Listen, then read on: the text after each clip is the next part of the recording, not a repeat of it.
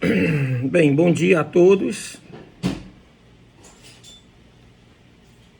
doutores e doutoras do Direito Penal 3, e nós vamos dar continuidade às nossas videoaulas para complementar o nosso conteúdo programático, tá certo? Essa é a nossa segunda aula. A primeira aula nós já tratamos sobre o crime de homicídio de uma forma mais genérica, falando daqueles principais institutos que caracterizam, que definem um determinado crime, a sua natureza, tá bom? E hoje vamos dar continuidade a esse crime, né, o crime de homicídio. Vamos ver hoje o crime de homicídio privilegiado, o homicídio privilegiado e o homicídio culposo. A gente quebra um pouquinho a ordem do Código Penal, tá bom? O Código Penal, o artigo 121, trata sobre o homicídio simples, nós falamos na aula passada, e depois vem um parágrafo primeiro, que fala sobre o homicídio privilegiado, vamos ver hoje. No parágrafo segundo, fala-se, né, o Código Penal, ele se destina a tratar do homicídio qualificado, no parágrafo segundo. Mas como ele é muito extenso, tá bom? Eu não queria falar de homicídio privilegiado e qualificado, porque a aula ficaria muito extensa. Então, foi o que eu fiz. Eu pulo o parágrafo segundo e vou para o parágrafo terceiro. E a gente fala hoje sobre o homicídio privilegiado e o homicídio culposo. E na próxima aula, na próxima terça-feira, a gente encerraríamos, né, o homicídio, caracterizando o homicídio qualificado do parágrafo 2º. Tranquilo? Tá bom? Então hoje vamos começar sobre o homicídio privilegiado. Lembrando a vocês que eu estou enviando essa aula, talvez ainda hoje pela manhã, eu já envio para vocês, com o roteiro da aula e talvez umas 2 indagações sobre o material. À noite, hoje à noite, nós teremos sim nosso encontro às 18h30, para que nós tenhamos essa 1h30 de tira dúvidas, tá bom? Sobre a matéria. Eu mando tudo hoje pelo e-mail, aliás, pelo sistema AVA, tá tranquilo? E no sistema AVA tem um link de e-mail e eu mando comunicando a vocês que a aula já está no sistema, para que vocês, de forma antecipada, assistam essa aula e a gente possa discutir à noite. Tranquilo? Tá bom? Então, certo. Então, vamos lá. Homicídio privilegiado. Professor, o que é o homicídio privilegiado? Na realidade, essa denominação privilegiado, ou homicídio privilegiado, nasce na doutrina. O nosso legislador penal, ele não trata dessa denominação, mas a doutrina passou a tratar como privilegiado e a jurisprudência abraçou esta denominação e também hoje, em seus julgados, em suas ementas jurisprudenciais, eles tratam o homicídio do artigo 121, parágrafo 1º, como privilegiado. Mas, na realidade, no sentido técnico, né, técnico e legislativo, na realidade, o que nós chamamos de privilégios são minorantes, tá bom? São causas de diminuição de pena, tá bom? E que se difere, obviamente, das atenuantes, tá bom?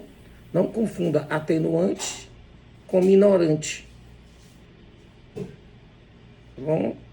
A atenuante, geralmente, elas têm um parâmetro mais genérico. Já as causas de diminuição de penas, elas são mais específicas. Ademais, também há uma outra diferença. Quando dá dosimetria da pena ou mensuração da pena,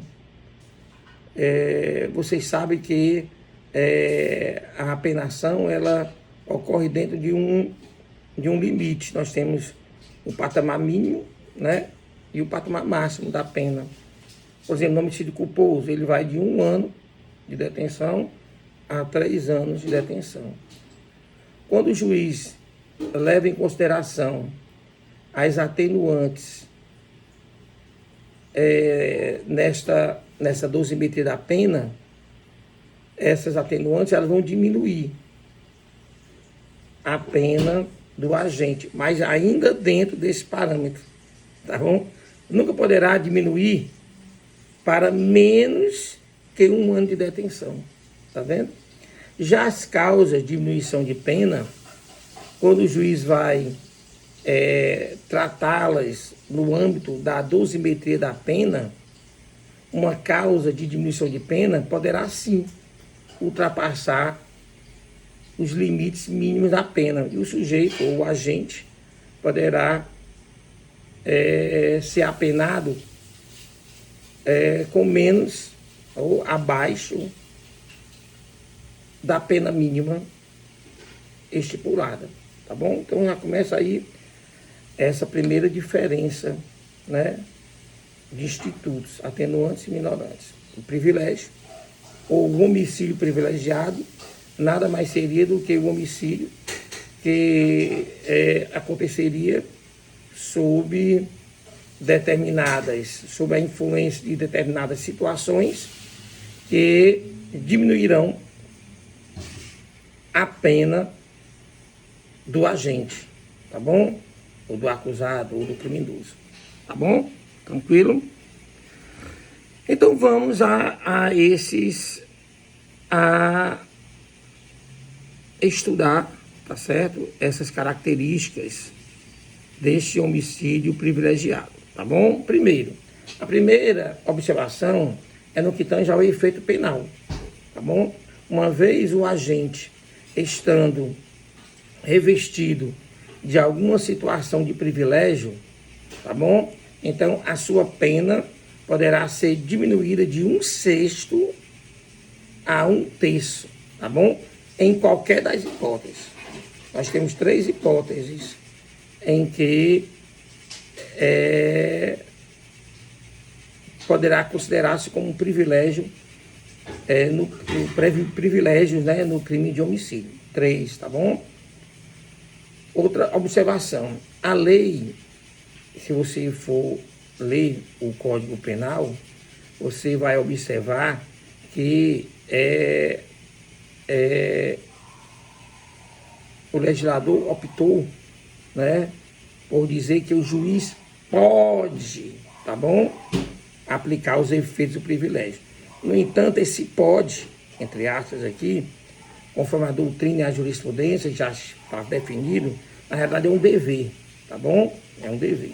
Então, se nós estamos diante de um homicídio, e este homicídio, tá certo? Há a previsão de que ele pode estar incorrido em situações de privilégio, o juiz deve sim submeter esse privilégio ao júri, ao tribunal de júri, já que nós estamos diante de um crime doloso contra a vida. Consequentemente, o que é que acontece? Se o júri reconhecer esse privilégio, o juiz deverá sim aplicá-lo na pena ou quando dá dosimetria da pena do condenado. Tranquilo? Tá certo? Então, esse termo pode, na realidade, ele tem uma conotação de dever da autoridade judicial. Tranquilo? É como se eu dissesse, não. Na realidade, uma situação de privilégio, uma vez configurada, ela é um direito subjetivo do réu ou do condenado. Tranquilo? Então, não se pode retirar esse direito. Tranquilo? Vamos para uma outra observação. Professor, aí quais seriam essas hipóteses, né? Quais seriam as hipóteses de privilégio no crime de homicídio? Primeiramente, ou preliminarmente, dizer para vocês que todas elas vão estar correlacionadas, vão estar no plano da subjetividade do agente. Isso quer dizer o quê? Todas elas estão relacionadas às razões motivacionais do crime. O que levou o agente a cometer o crime de homicídio. Então, todas elas vão estar relacionadas, tá certo, a essas razões motivacionais, tá bom? Aos motivos do crime, como vocês devem ter estudado na teoria do crime, né, no direito penal 1, tranquilo? Então, a primeira observação é essa, né? Todas essas hipóteses elas vão estar relacionadas à subjetividade do agente, que quer dizer que estão relacionadas às razões motivacionais que levaram o agente a cometer o crime. Professor, quais são esses privilégios, tá bom? Quais são as hipóteses de causa de diminuição da pena no crime de homicídio? Aí o primeiro deles, tá certo? É o relevante valor moral. Quer dizer, o agente, ele vai cometer o crime, ele vai praticar o crime motivado por um sentimento de compaixão, de altruísmo, tá bom? Isso quer dizer relevante valor moral, tá bom? O agente age com um sentimento de compaixão, um sentimento altruísta. Professor, aí um exemplo. O exemplo que a gente pode dar de maior exemplo, o exemplo clássico, né? É o exemplo da eutanásia ou da ortotanásia, tá bom? Na eutanásia, uma pessoa pratica um homicídio, né? Porque está diante de uma situação, está diante de uma vítima que está passando por uma situação muito dolorosa, uma situação muito sofredora, tá bom? E, consequentemente, diante disso, um agente, uma pessoa, né, diante de uma situação dessa, motivada pela compaixão, né, poderá, sim, agir de forma positiva, né, quando ele vai lá, por exemplo, sei lá, desliga os aparelhos ou coloca uma substância que faça com que a pessoa, além de não sentir nada, mas que venha a antecipar a sua morte. A gente chama isso de eutanásia. A ortotanásia é quando a pessoa deixa de praticar, tá bom? Uma ação. Deixa de praticar uma ação que era para ser praticada, tá bom? Eu ia manter os cuidados contínuos a determinada pessoa e eu deixo de fazer porque eu quero que essa pessoa deixe de sofrer e enfim, morra, né? Morra. Mas a morte seria um motivo para acabar com o sofrimento, com a infelicidade daquela vítima. Tranquilo? Então, o relevante valor moral, ele de alguma forma, ele demonstra uma certa nobreza, um certo altruísmo do homicida, tá bom? Ele não faz por motivos banais ou motivos maléficos ou motivos egoístas. Não, ele o faz por motivos que são considerados pela maioria da sociedade são como virtudes. Como virtudes. Tá bom? É óbvio que essa ação, esse relevante valor moral, ele se comprova com a recepção da maioria da sociedade. Talvez isso seja, digamos assim, o feelings, né, do juiz. Quando é que o juiz detecta esse relevante valor moral? Quando ele observa que a maioria da sociedade, tá bom? A grande maioria mesmo, vê aquela atitude como uma atitude boa. Tranquilo? Tá bom? Vamos à segunda hipótese. Certo? A segunda hipótese de privilégio no homicídio é o relevante valor social. No primeiro, o relevante valor moral, está o sentimento do agente. O foco é o sentimento do agente. Tá bom?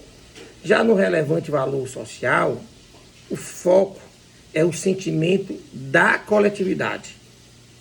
É o sentimento da comunidade. Tá bom? Quer dizer, ali estar presente não o interesse apenas do agente, mas ele age por interesse da maioria, ou de todos, ou da coletividade.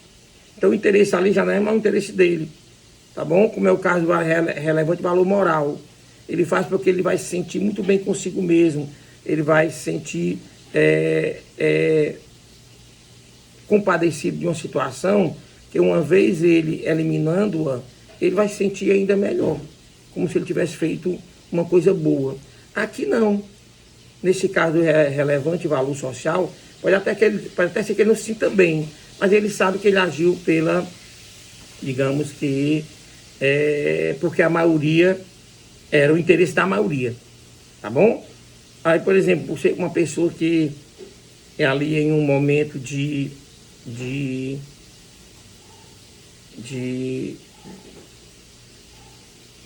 sentimento, né, de coletivo, ele vem a tirar a vida de uma pessoa que acabou de estuprar uma criança e que essa pessoa já tem estuprado várias crianças.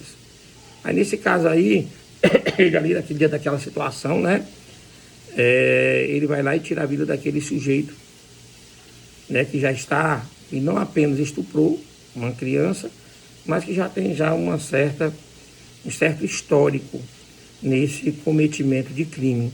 E aí ele o faz, tá bom? Ou então um caso mais clássico, o caso de um traidor da pátria, tá bom? Nesse caso aí também vê-se como uma situação de relevante valor social, porque o interesse coletivo ele está ali sobreposto sobre os demais. Tranquilo? Vamos agora ao terceiro privilégio. E talvez aqui o que seja um pouco mais complexo. Não que seja mais complexo, mas um pouco mais minucioso. Tá bom? É o que a gente chama de violenta emoção. Primeira coisa que tem que ser dita a vocês é que a violenta emoção ela não é uma excludente de ilicitude, tá bom? E não é uma excludente de culpabilidade. Isso quer dizer o quê? Antigamente, há tempos atrás, há algumas décadas atrás, a violenta emoção era assim, considerada como uma excludente de ilicitude, uma excludente de culpabilidade. Tá bom? O que a gente denominava às vezes de legítima defesa da honra. Já ouvi falar nisso? Então, antigamente acontecia mais entre casais e mais entre agentes masculinos, né, do sexo masculino, quando eles, diante de uma traição, de um adultério, por exemplo, ele tirava a vida da sua da sua esposa, ou companheira, ou namorada, enfim. Há tempos atrás, pasmem, mas era assim um excludente de culpabilidade, tá bom? O crime existia, mas a pessoa não era culpada porque ele tinha agido sob violenta emoção, tá bom? O direito modificou, tá bom? E nós não podemos deixar de reconhecer que uma traição, né, ali em um momento súbito, pode não, causa transtornos, né, psicológicos, psíquicos, inclusive, em determinadas pessoas, que podem levá-la a perder a razoabilidade. Isso pode acontecer. Mas só que hoje, tá bom? Essa situação de violenta emoção, ela não é mais uma excludente de culpabilidade, mas ela sim é uma causa de diminuição de pena, porque o legislador, né, baseado em dados científicos, ele sabe sim que em determinadas situações que você pode viver, pode sim ocorrer ali digamos assim, uma força intensa, uma força psicológica intensa, que ela venha a vai tirar você de seu próprio controle. Você se descontrola. Viu? Você se descontrola. Tá bom? Então, ademais, não é o simples fato de uma situação lhe cause uma situação tão dramática que venha lhe causar de forma tão intensa que venha lhe abalar de forma tão intensa que ele retire o descontrole e a razoabilidade. Não é só isso, tá bom? Hoje o legislador, ele resolve por elencar outros requisitos, tá bom? Para que você seja privilegiado com os efeitos da violenta emoção. Então vamos lá. Primeira coisa, né? Não basta a violenta emoção, tá bom? Primeira coisa, tem que haver uma injusta provocação da vítima. De alguma forma, a vítima, ela se comporta de uma maneira que venha a lhe provocar injustamente, tá bom? E a lei fala em injusta provocação, não é injusta agressão, porque contra uma injusta agressão tem-se a legítima defesa. E a legítima defesa, ela é uma excludente, né? Excludente de culpabilidade, tá bom? Para alguns, de ilicitude. Então, não confunda. Então, uma injusta agressão, ela não necessariamente seria uma injusta provocação, tá bom? Contra uma injusta agressão, tem-se aí a legítima defesa, tá bom? Agora, já imagina uma situação em que uma pessoa vem, aí vem o caso, né? Uma injusta provocação, sei lá, um xingamento, tá bom? Um xingamento que vem ali causar, não é um xingamento qualquer, obviamente, né? Tendo em vista que deve provocar no agente sérias e intensas efeitos psicológicos, de forma que ele perde até o controle, ele perde o senso, né? O senso, a questão a noção do certo, do errado, Então, o xingamento pode ser? Pode. O adultério pode ser? Pode. Tá bom? A traição pode ser a traição? Pode. Não confunda traição com adultério não, tá bom? Adultério, ele é espécie, traição é gênero. Aí pode ser uma traição de um amigo, a traição de um sócio, tá bom? A traição de pessoas que você tem confiança. Não necessariamente precisa ser o seu cônjuge, ou companheiro, ou parceiro, tá bom? Ou convivente, ou não necessariamente isso, tá bom? Mas o adultério é sim, tá bom? É considerado sim, pode sim causar, tá bom? A traição, xingamentos, mas o que eu quero dizer para vocês é que essa situação em si, né, esse motivo, seja adultério, xingamento, traição, sei lá o que for, ele tem que provocar na vítima um sentimento intenso, né, tão abalador, né, que ele venha a perder a sua seriedade, perder a sua razoabilidade, que ele torna-se ali de forma, digamos que de forma momentânea, ele se torna isento, tá bom? Ele se torna uma pessoa passional, tranquilo? A outra indagação, né? Uma indagação que ele não quer calar. A provocação, né, injusta da vítima, ela deve ser intencional? Não, tá certo? Talvez a vítima ela venha a se comportar de uma forma que ela acha que não é algo tão provocador, tá bom? Então, o que eu quero dizer?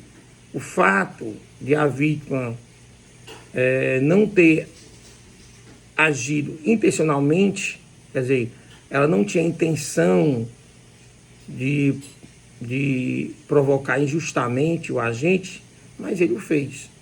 Por isso que esses privilégios, eles são privilégios subjetivos. Às vezes, o que é para você imoral, para outros não é. E o que para você às vezes é moral, o outro também não é. Então, quer dizer, há uma subjetividade. Daí ter cuidado com brincadeiras, né? Que às vezes o que para você às vezes é uma brincadeira simples, para outros pode ser uma brincadeira muito séria. Tá bom? Então, cuidado com isso, tá certo? Cuidado com isso. Tá bom? Outra indagação.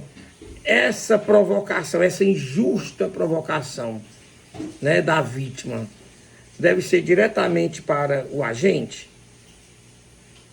Não, tá bom? Às vezes pode ser para terceiros. A pessoa, a vítima, ela provocou injustamente a minha filha, ou meu filho, ou a minha mãe, ou a minha esposa, ou alguém de quem eu tenho muito apreço. Tá bom? Tem jurisprudências, vocês poderiam até buscar até uma forma de se estudar, né? Tem jurisprudência de casos de privilégios aplicados a homicidas, que a injusta provocação foi direcionada ao seu animalzinho, tá bom? Ao seu animal de estimação. Tá bom? Tem pessoas que realmente têm um apreço muito grande por animais, tá certo? Eu tenho 2 irmãos que tratam seus respectivos animais. Aliás, um teve um animalzinho, morreu dele agora, né? De velho, né? Uma cachorrinha. A minha irmã, ela tem animais que ela trata como se filho fosse, tá bom? Um filho mesmo, não estou falando de situação análoga, não. Ela trata como se filho fosse, tá bom? Até nome e sobrenome ela dá os seus patronímicos aos seus respectivos animais. Aí você pode dizer, mas professor, isso é besteira, que não tem o que fazer. Para você, né? Para mim eu acho exagero também, eu acho um exagero, né? Mas para outras pessoas não, tá bom? E aí tem que respeitar. Então, cuidado para você não maltratarem ou não provocarem injustamente os animais e os outros, tá bom? Tranquilo? Enfim, então, para que a violenta emoção seja reconhecida, a primeira, tem que ver esse primeiro requisito, uma injusta provocação da vítima. Segundo, tem que estar sob domínio da violenta emoção, obviamente, tá bom? Então, a vítima provoca-lhe injustamente e essa situação provocadora causa, ao segundo requisito, causa no agente um estado emocional muito intenso, súbito, tá bom? Geralmente passageiro, mas de forma que ele retira a razoabilidade, a seriedade, tá bom? Que a situação mereceria. E aí ele age de forma desproporcional. E aí, meu amigo, pode sim acontecer de uma morte, tá bom? É o que a gente chama, às vezes a gente chama de surtar, né? A pessoa surtou, tá bom? Então a pessoa de repente ela tá ali fora de si, né? Fora de uma realidade, né? De uma outra realidade entre aspas, de uma realidade que nos é indicada. E aí, né? Realmente ele uma época em que eu ensinava em outra faculdade, nós tínhamos um professor de sociologia, na faculdade em Fortaleza. Ele era muito tranquilo, turma, muito tranquilo. Até que a gente buscava nas conversas com ele um certo norte, porque ele realmente era muito, muito, muito tranquilo. E um certo dia, a gente estava na faculdade e foi os gritos, né? E todo mundo correndo e tal. Eu estava numa sala vizinha e fui para lá. Eu cheguei lá e ele estava completamente fora de si. Completamente irreconhecível. Digamos assim, por uma atitude de um aluno que o respondeu de forma, digamos assim, delicada e tal, e ele, enfim, ele entrou em surto total. Um cara completamente tido como todos os outros, como uma pessoa que era exemplar, né? Enfim, as pessoas surtam. Então, primeiro requisito, injusta provocação da vítima. Segundo, essa injusta provocação da vítima causa-lhe, tá bom? Um estado emocional tão intenso, tão súbito que ele perde o azimute da razoabilidade, tá bom? E o terceiro requisito é que a reação seja imediata. Já que nós sabemos, com dados científicos, de que geralmente essa violenta emoção, ela é passageira, tá bom? Não pode confundir a violenta emoção com vingança. Às vezes, uma pessoa retira-lhe do seu convívio uma pessoa que lhe é muito querida, tá bom? E você ficou com aquele ranço durante meses, anos, às vezes décadas, né? Com aquele sentimento de vingança. Que se você, porventura, encontrar com essa pessoa em local que você pode rebater, você o faz. Isso aí não é violenta emoção, não, tá bom? Isso aí já qualifica. A vingança, ela qualifica o homicídio. E não, quer dizer, já é uma causa de aumento de pena. E não de diminuição de pena. Então, nada de vingança, tá bom?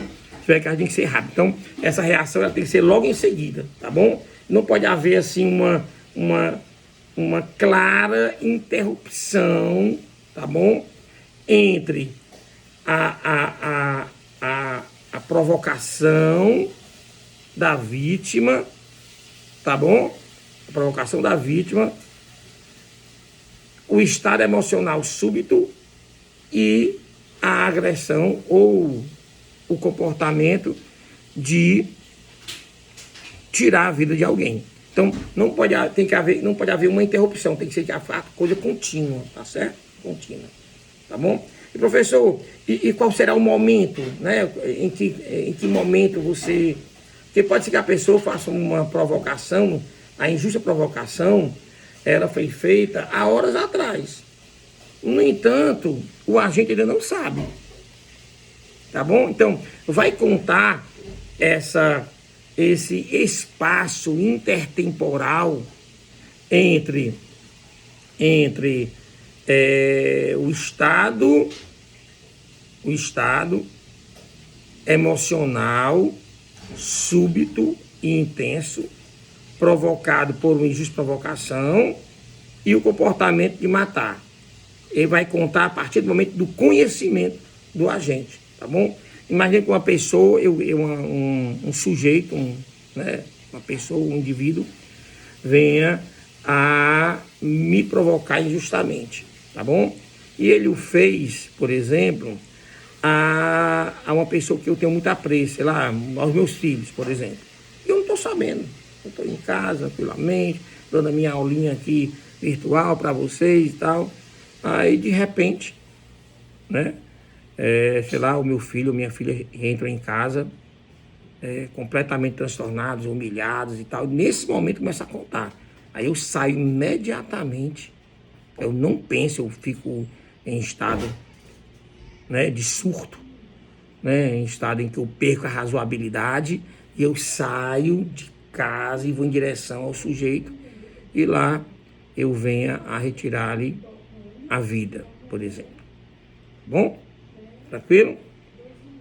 Geralmente quem age em estado de violenta emoção, pela experiência que eu tenho de mais de 30 não, 30 anos e algumas horas de polícia, porque quando eu completei 30 anos, no dia seguinte eu já pedi a minha aposentadoria. Mas com esses meus mais de 30 anos de serviço na segurança pública, geralmente essas pessoas que agem violenta emoção, logo após elas se arrependem profundamente. Geralmente.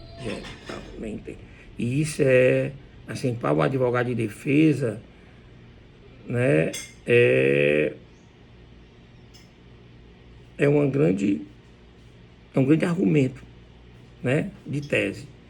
Quando a pessoa não faz isso, né, a pessoa age sobre violenta emoção, mas não está arrependido, né, de ter feito e tal. Então, geralmente, comprova-se que ele realmente não estava no estado súbito, não. Ele sabia o que estava fazendo e tal, enfim.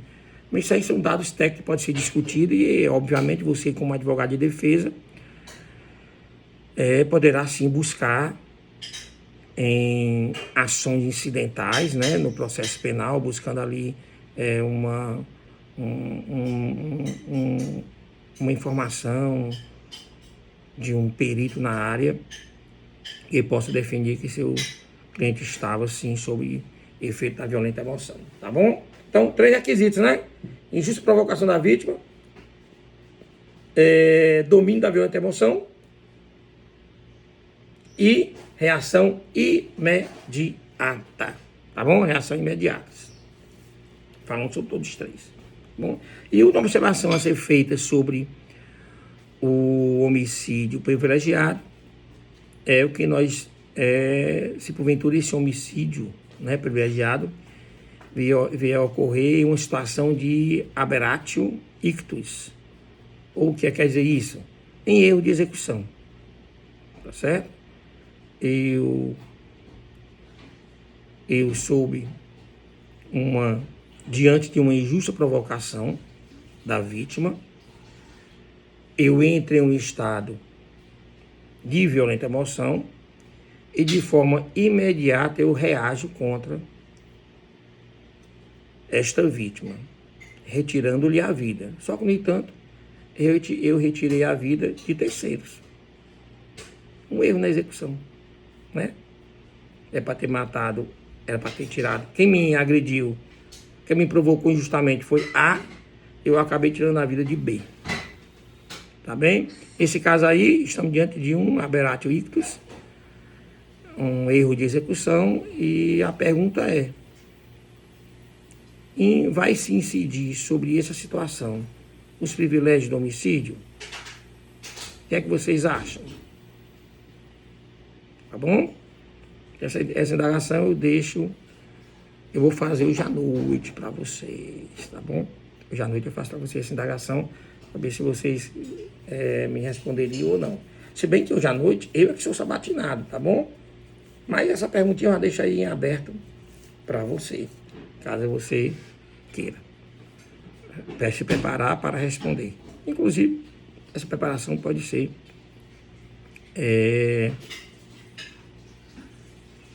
com fundamento doutrinário. Bom seria que fosse fundamento doutrinário, tá bom?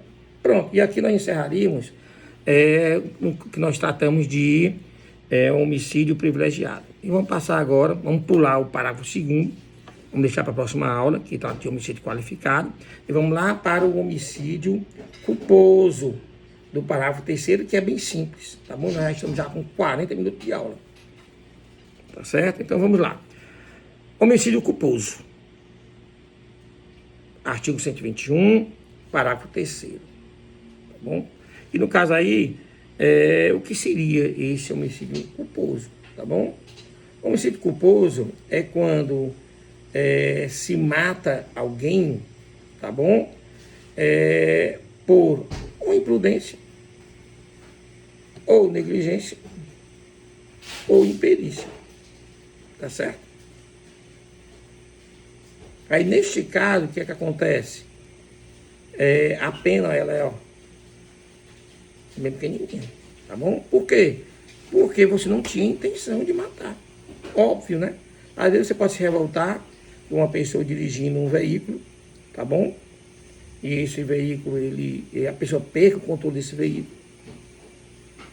e venha a atropelar algumas pessoas, digamos assim. Dessas pessoas, algumas morrem. E aí você diz que esse homicídio é um homicídio, obviamente que a gente entende a revolta, né? A gente entende a revolta dos familiares, tá bom? A gente entende a revolta dos familiares, que de forma súbita perde o seu parente, o seu ente querido, muito próximo. A gente entende, a gente perdoa. Mas um profissional jurídico, que não seja, né, parente dessas pessoas, dessas vítimas, tem que agir com tecnicidade, entendeu? Técnico jurídico. Nesse caso aí, vamos avaliar a situação, né? Ele estava sob efeito de álcool? Não. O carro dele estava tendo as manutenções normais? Estava. Tá bom? Ele estava dentro de uma média de velocidade permitida, né? Eu digo média porque pode ser um pouquinho acima, né? E isso aí não configura-se ali dolo, tá bom? A velocidade é 80 km por hora, você dá 90, por exemplo. Isso não quer dizer que você ali não demonstra, não caracteriza o dolo, ou o pré-dolo, ou o dolo direto, tá entendendo? Não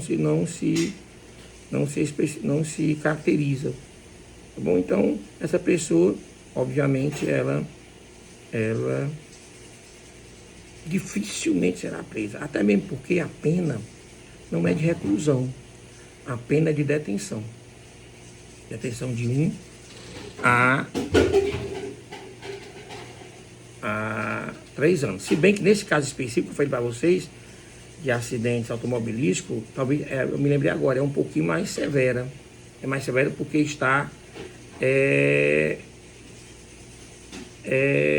na direção de um veículo e, consequentemente, não vai ser regido pelo Código Penal, vai ser regido pelo Código de Trânsito Brasileiro, pelo CTB, tá certo? Mas, de qualquer maneira, tá certo? É imprudente. Agora, se ele estiver ali sob efeito de álcool, tá bom? Mas vamos ver outro caso aqui, um caso que poderia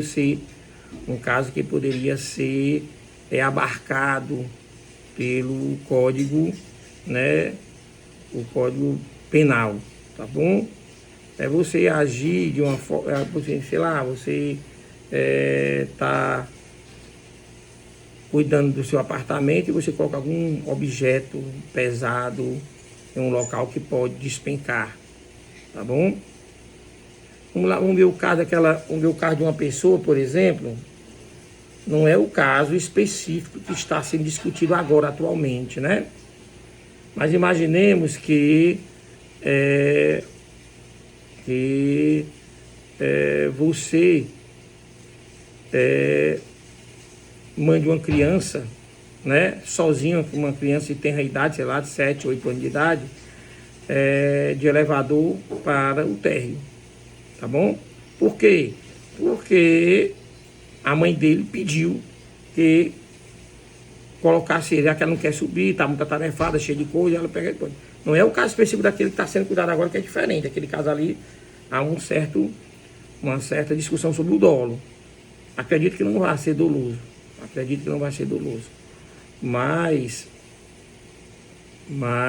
a mídia em cima e tal, mas um simples fato, o caso é esse, tá bom?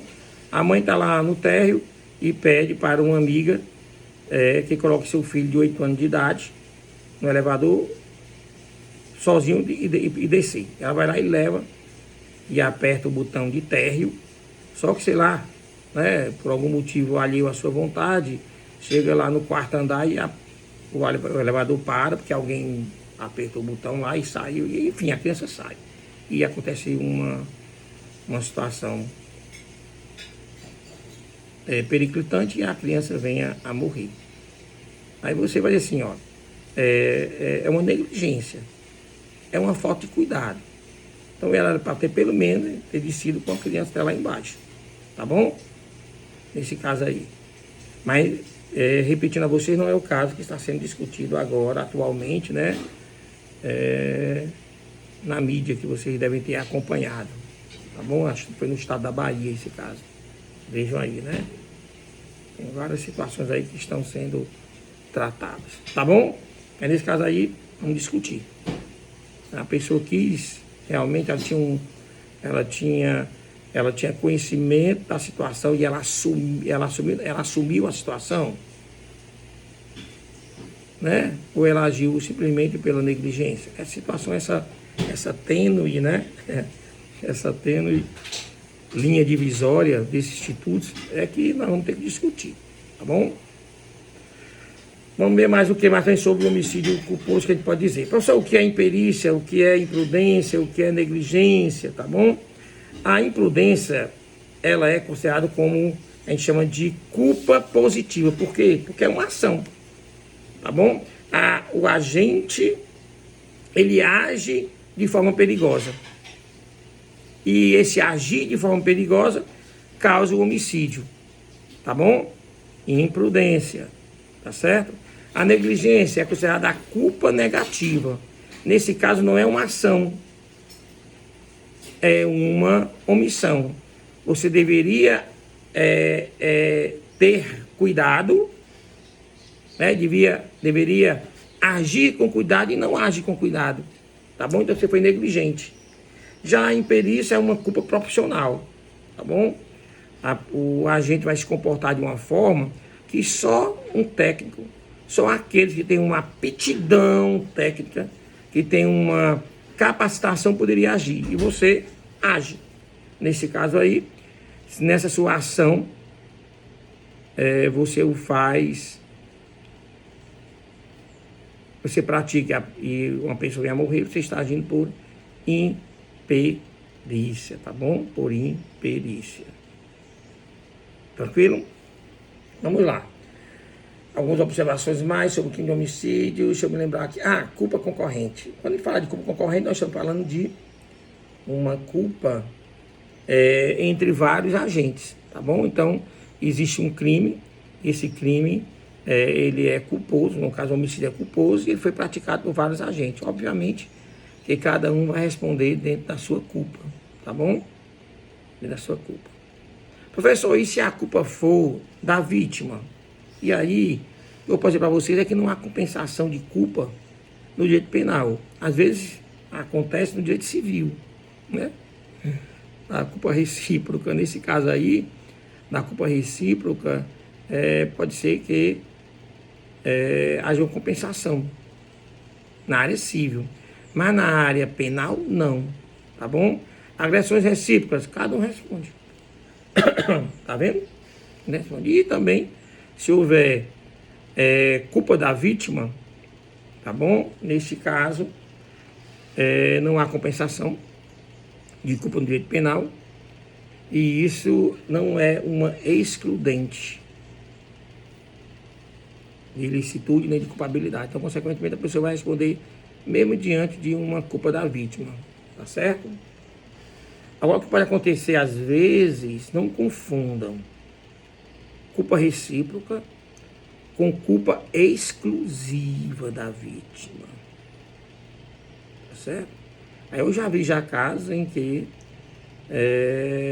a defesa consegue demonstrar de forma muito hialina, de forma muito clara, que o crime, né, aconteceu por culpa exclusiva da vítima.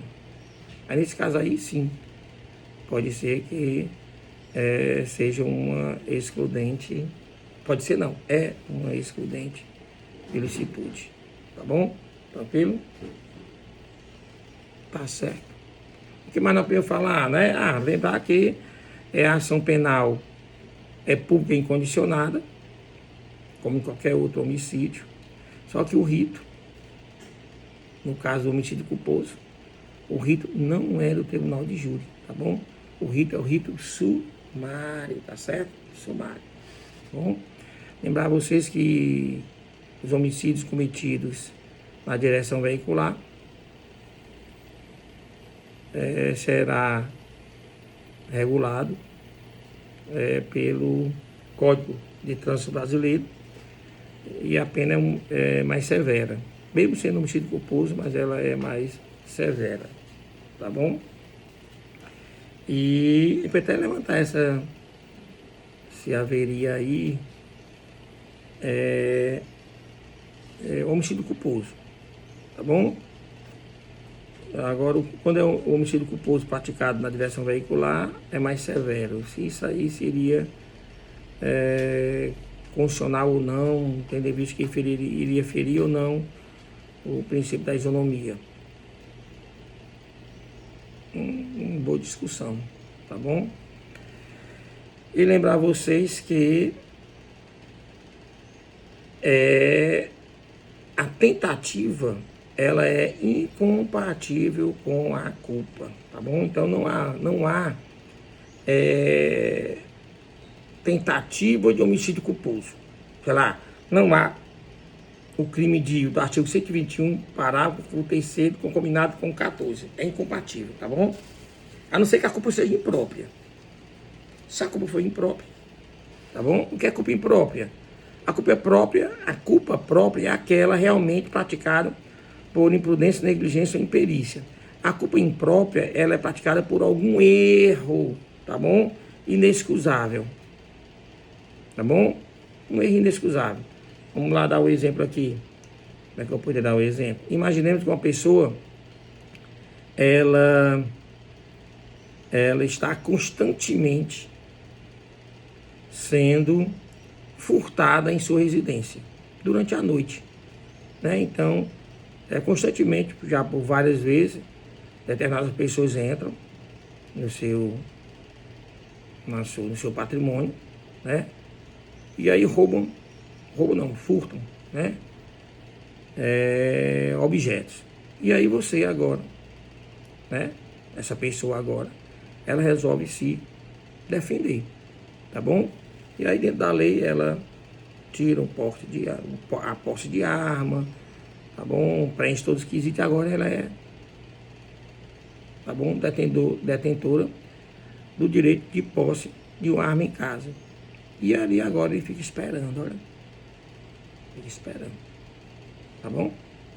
E ali, mais ou menos na mesma hora, de madrugada, entra uma pessoa nessa tua residência e você, né, essa pessoa, agora, dona da casa, de forma imprudente, porque é de forma perigosa você usar uma arma e atirar, e também por negligência, porque é uma falta de cuidado, de observar, atira e tira a vida da pessoa. Só que a pessoa é uma pessoa inocente, tá bom?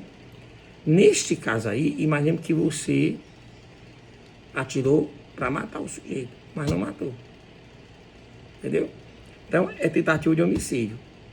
A culpa, tá bom?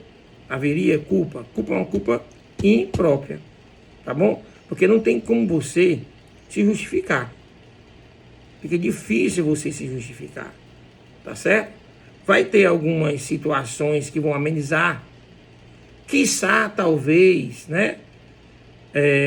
Talvez até você excluir a culpabilidade, pode, mas em tese, esse caso aqui que eu estou dizendo para vocês, em tese, ele